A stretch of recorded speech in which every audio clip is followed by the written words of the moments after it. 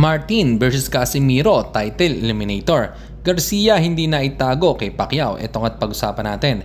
Pero bago ang lahat, pakisubscribe po ng channel ko. Huwag niyo na rin kalimutan i-click ang notification bell para lagi kang una sa balita. Pag-usapan nga po natin mga kaboxing, hindi na nailabas ni King Ryan Garcia ang sobrang paghanga nito kay boxing legend Manny Pacquiao. Hayagan niyang pinuri si 8th Division World Champion at sinabi, si Pacquiao ang lahat ng gusto kong maging, siya ang aking idolo.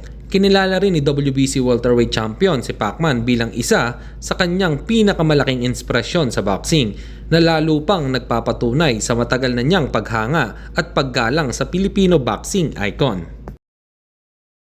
Samantalang ibinahagi ng dating 4th Division World Champion na si Adrian Broner ang kanyang prediction sa inaabangang fantasy showdown ni Gervonta Tank Davis at Japanese monster Naoya Inoue, at naniniwala siyang mananalo si Tank Davis sa pamamagitan ng isang matinding knockout.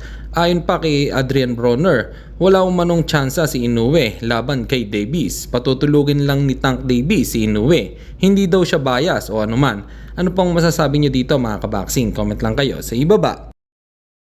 At sa kabilang balita naman tayo mga kaboxing, posibleng matuloy ang isang all-Filipino showdown sa pagitan ni Janrel Casimiro at si top contender Carl James Martin.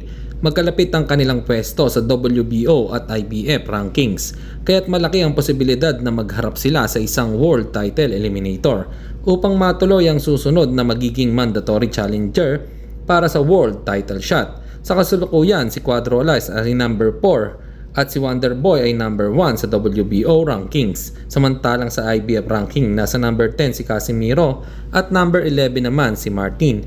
Sa ngayon ay inaasahang haharapin muna ni Martin si Alan Picasso ngayong Oktubre sa Saudi Arabia bilang bahagi ng undercard ni Canelo Alvarez versus Christian Mbili. Samantalang inaasahan namang magbabalik sa ring si Janrel Casimiro ngayong December sa Japan. Para sa inyo mga kaboxing, ano po masasabi niyo dito? Comment lang kayo sa ibaba. Hanggang dito na lang muna ang ating balita. Dito na lang ang aking Boxing News Report. Babu!